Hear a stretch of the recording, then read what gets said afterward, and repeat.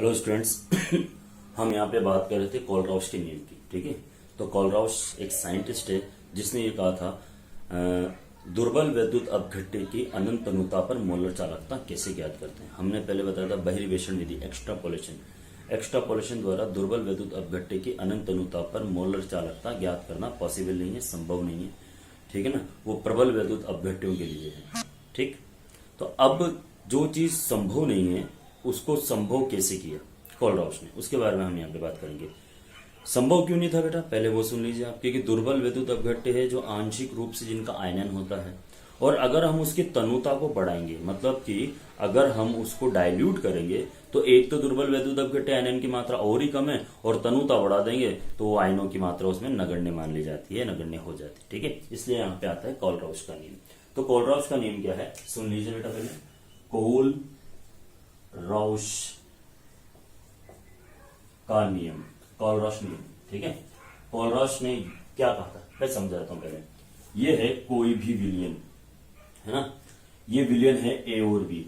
अनंत अनुता पर किसी विलयन की मोलर चालकता उसमें उपस्थित अनंत अनुता पर धन आयन की मोलर चालकता व अनंत अनुता पर ऋण आयन की मोलर चालकता के योग के बराबर होती है। ठीक है बेटा, ये कोलराउश का नियम है।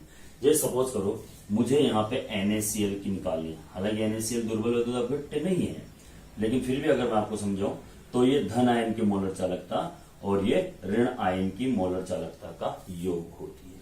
ठीक है, ये कोलराउश का नियम था जो मैंने आपको पहले बता दिया था। अब हम यहाँ पे बात करेंगे कोलराउश नियम के अनुप्रयोग। ठीक है, कोलराउश नियम के अनुप्रयोग, कोलराउश नियम के अनुप्रयोग। ठीक है, एप्लीकेशंस ऑफ कोलराउश लॉ। ठीक है बेटा, तो कोलराउश नियम के अनुप्रयोग में क्या है, पहला है दुर्बल वैद्युत अपघट्य की या अम्ल की मोलर चालकता ज्ञात करना। ठीक है, पहला हमारे पास फर्स्ट अनुप्रयोग है दुर्बल वैद्युत अपघट्य की, दुर्बल वैद्युत अपघट्य की मोलर चालकता ज्ञात करना। ठीक है, अब कैसे ज्ञात करते हैं ये थोड़ा आप समझ लीजिए। देखो, दुर्बल वैद्युत अपघट्य के लिए हम यहाँ पे अन्य विलयन की कल्पना करते हैं बेटा, है ना, अन्य दूसरे विलयनों की कल्पना करते हैं। तो हमारे पास यहाँ पर तीन विलयन है। एक है ये दुर्बल वैद्युत अपघट्य, है ना, तो दुर्बल वैद्युत अपघट्य की अगर अनंत अनुता पर मोलर चालकता निकालेंगे तो ये निकलेगी मेरे पास अनंत अनुता पर एसीटेट आयनों की चालकता प्लस अनंत अनुता पर H+ आयनों की चालकता। इसे मैं देता हूं समीकरण नंबर 1, है ना, ध्यान देना क्योंकि फिर मुझे ये मिटाना भी पड़ेगा। ठीक है, तो हम यहाँ पे तीन वैद्युत अपघट्यों की कल्पना करते हैं, है ना। पहला है मेरे पास ये वैद्युत अपघट्य सोडियम एसीटेट, दूसरा वैद्युत अपघट्य मेरे पास यहां पर HCl। ठीक है, और तीसरा वैद्युत अपघट्य मेरे पास NaCl। ठीक है बेटा, तीन वैद्युत अपघट्य मेरे पास, एक है सोडियम एसीटेट, एक है HCl और एक है NaCl।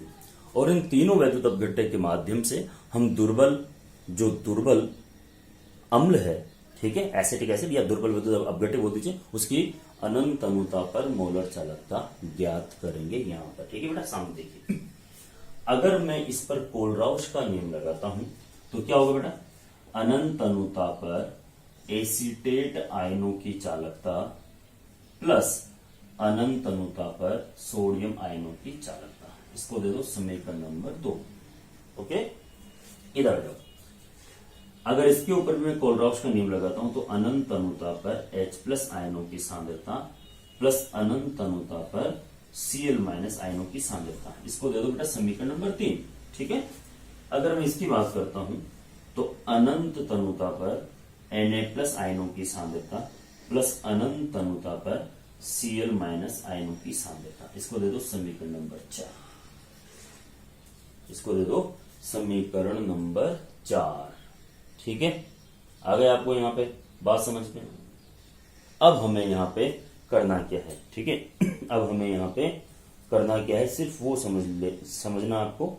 ठीक है, तो अब यहां पे देखिए समीकरण 2 और 3 को जोड़कर समीकरण 4 में से घटाने पर, सुन रहे, समीकरण 2 वो 3, समीकरण नंबर 2, समीकरण नंबर 2, समीकरण 2 और 3 को जोड़कर समीकरण 4 में से घटाने पर। चलो भाई हम यहां पे काम कर लेते हैं इसका, ठीक है।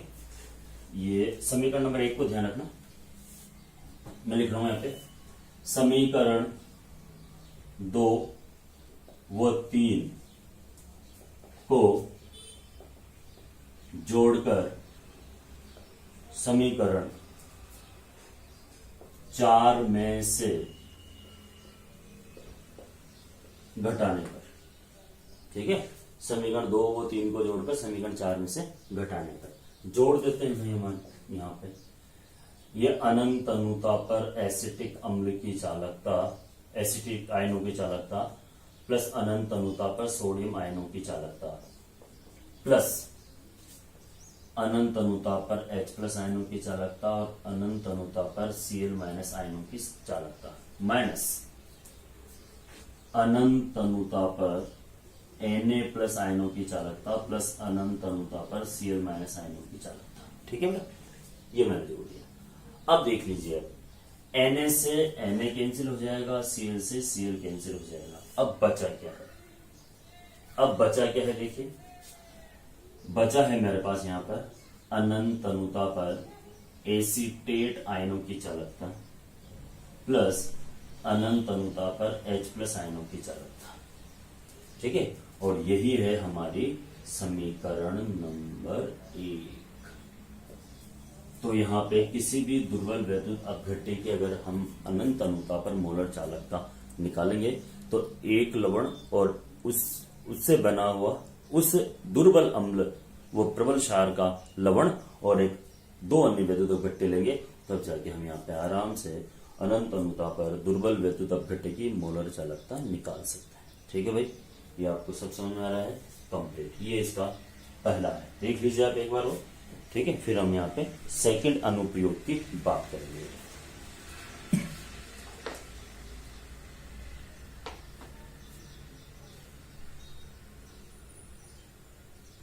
उपरोक्त समीकरणों से हम अनंत अनुता पर एसिटिक अम्ल की या दुर्बल वैद्युत अपघट्य की मोलर चालकता या चालकता ज्ञात कर सकते हैं, ठीक है भाई।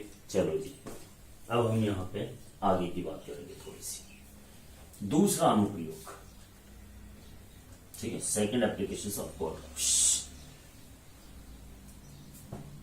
दूसरा अनुप्रयोग है मेरे पास यहाँ पर दुर्बल वैद्युत अपघट्य के अपघटन की मात्रा ज्ञात करना, ठीक है। दुर्बल वैद्युत अपघट्य के अपघटन की मात्रा ज्ञात करना, ठीक है।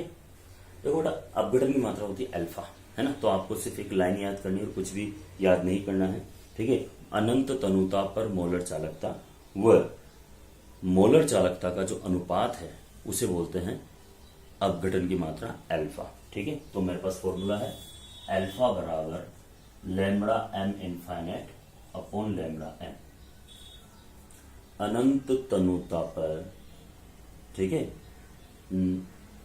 दुर्बल वैद्युत अपघट्य की मोलर चालकता, वो मोलर चालकता का जो अनुपात है वो वियोजन की मात्रा अल्फा है, अपघटन की मात्रा अल्फा कहलाता है, ठीक है। यहाँ पे हम ये लिख देते हैं लैम्बडा एम इनफाइनाइट बराबर अनंत तनुता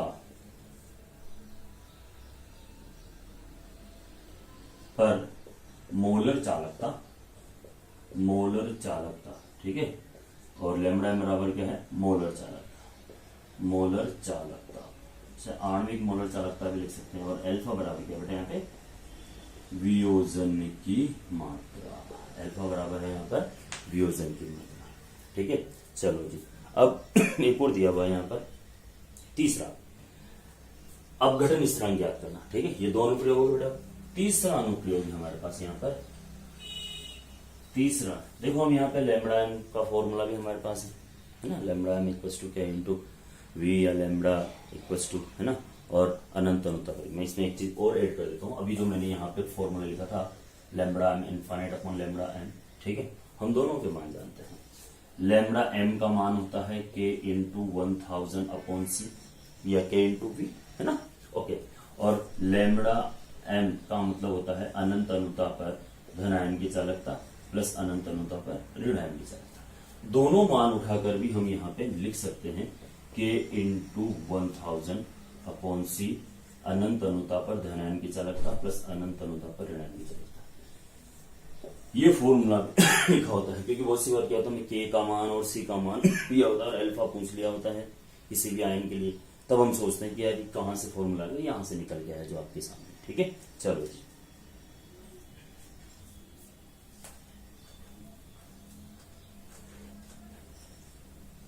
नेक्स्ट देखो ना, दुर्बल वैद्युत अपघट्य का अपघटन स्थिरांक ज्ञात करना। ठीक है, जो तीसरा अनुप्रयोग है हमारे पास वो क्या है, दुर्बल वैद्युत अपघट्य का अपघटन स्थिरांक ज्ञात करना। ठीक है, अपघटन स्थिरांक ज्ञात करना। तो अपघटन स्थिरांक की बात करते हैं हम। ठीक है, अपघटन स्थिरांक ज्ञात करना। चलो जी, हम कल्पना कर लेते हैं एक दुर्बल वैद्युत अपघट्य, और दुर्बल वैद्युत अपघट्य में हम यहाँ पे एसिटिक अम्ल ही ले लेते हैं साथ, है ना। और एसिडिक अम्ल का जब आयनन होगा ये अपने आयनों में टूटेगा, तो एक तो बनाएगा एसिटेट आयन और एक बनाएगा H+ आयन।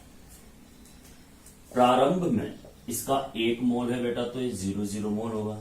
सपोज करो अल्फा मोल भूल गया तो ये बचा 1 - अल्फा। ठीक है, ये सामने पर होता है, आप सब जानते हो सामने पर। अब देखो, माना सांद्रता सी है, तो माना सांद्रता सी है, तो ठीक है, तो सांद्रता सी है तो हमें पता है कि C1 अल्फा, C अल्फा और C अल्फा 11th क्लास में पढ़ा था, नहीं है ना, इक्विलिब्रियम वाले पार्ट में सामने स्थिरांक वाले। ठीक है, चलो जी, अब हम यहाँ पे लगा देते हैं द्रव्यानुपाती क्रिया नियम। द्रव्यानुपाती क्रिया नियम। ठीक है, द्रव्यानुपाती क्रिया नियम। अब ये क्या होता है द्रव्यानुपाती क्रिया नियम? ठीक है, आपको पता है। तो यहाँ पे के ऊपर हम लिखते हैं उत्पादों की सांद्रता, उत्पाद 2 है बेटा, और नीचे लिखते हैं अपन अभिकारकों की सांद्रता। ठीक है, कुछ नहीं करना, उठा के मान रखना है। तो के बराबर C अल्फा C1 - अल्फा, एक C से एक C कैंसिल हो जाएगा, तो के बराबर C अल्फा स्क्वायर 1 - अल्फा। इस सूत्र द्वारा देख लो बेटा, इस सूत्र द्वारा दुर्बल वैद्युत अपघट्य, ठीक है, दुर्बल वैद्युत अपघट्य के अपघटन स्थिरांक की गणना की जा सकती है। ठीक है बेटा, इसके द्वारा हम आराम से गणना कर सकते हैं अपघटन स्थिरांक की। ठीक, अल्फा आप जानते हो वियोजन की मात्रा, सी आप जानते हो सांद्रता है, और के क्या है अपघटन की मात्रा। अब हम बात करेंगे अल्प विलेय लवण की विलेयता की गणना करना। ठीक है, अल्प विलेय लवण की विलेयता की गणना करना। फोर्थ,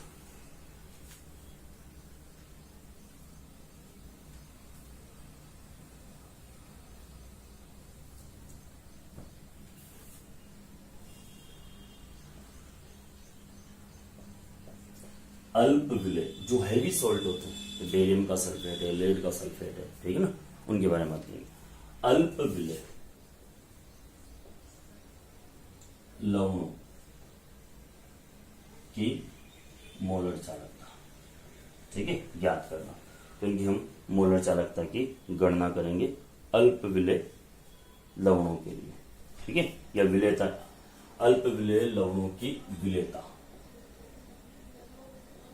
की गणना करते हैं। ठीक है, चलो जी, कुछ नहीं करना, अपने उसे फॉर्मूला है, फॉर्मूला लर्न करना है। ठीक है, और कुछ भी नहीं करना। देखो हमारे पास फॉर्मूला है इसे, ये lambda m infinite equals to k into 1000 upon c, विलेयता या सांद्रता। इस फॉर्मूले से हम अल्प विलेय लवण की अनंत अनुता पर मोलर चालकता या अपन विलेयता की गणना कर सकते हैं। ठीक है बेटा, ये विलेयता सी या एन जो भी आपको जिस फॉर्म में हो सॉल्व हम यहाँ पे कर सकते हैं। विलेयता सांद्रता c equals to k into 1000 upon lambda m infinite. ठीक है, इस फॉर्मूले से हम इजी वे में काम कर सकते हैं। ठीक है बेटा, चलो जी। इसके बाद मेरे पास है जल का आयनिक गुणनफल स्थिरांक ज्ञात करना। यहां वैल्यू ज्ञात करेंगे, है ना, क्योंकि प्रत्येक आयन की अनंत अनुता पर मोलर चालकता का मान फिक्स होता है, H+ की, OH- की। और जल का आयनिक गुणनफल स्थिरांक आपको पता होना चाहिए, अभी मैं बोर्ड पे भी समझाऊंगा आपको, है ना।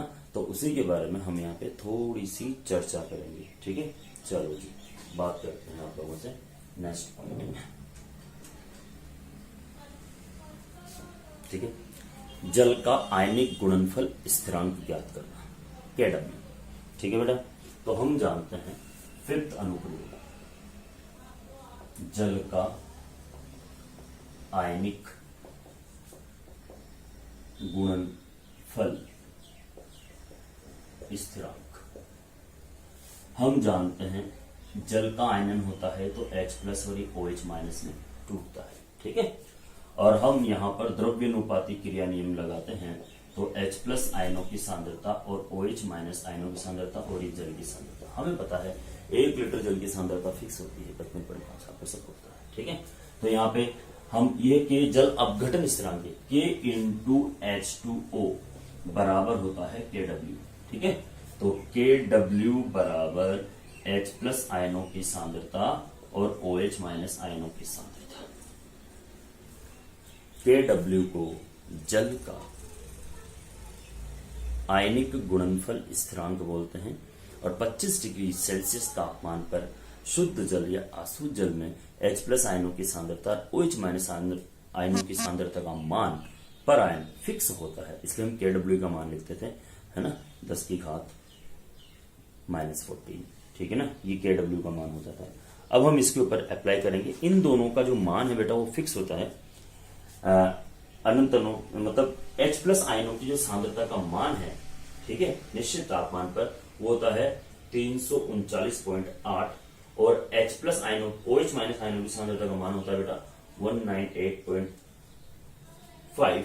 तो दोनों को अगर अपन ऐड करेंगे, ठीक है, तो कितना आ जाएगा बेटा 548.3 ohm inverse semi square mole inverse.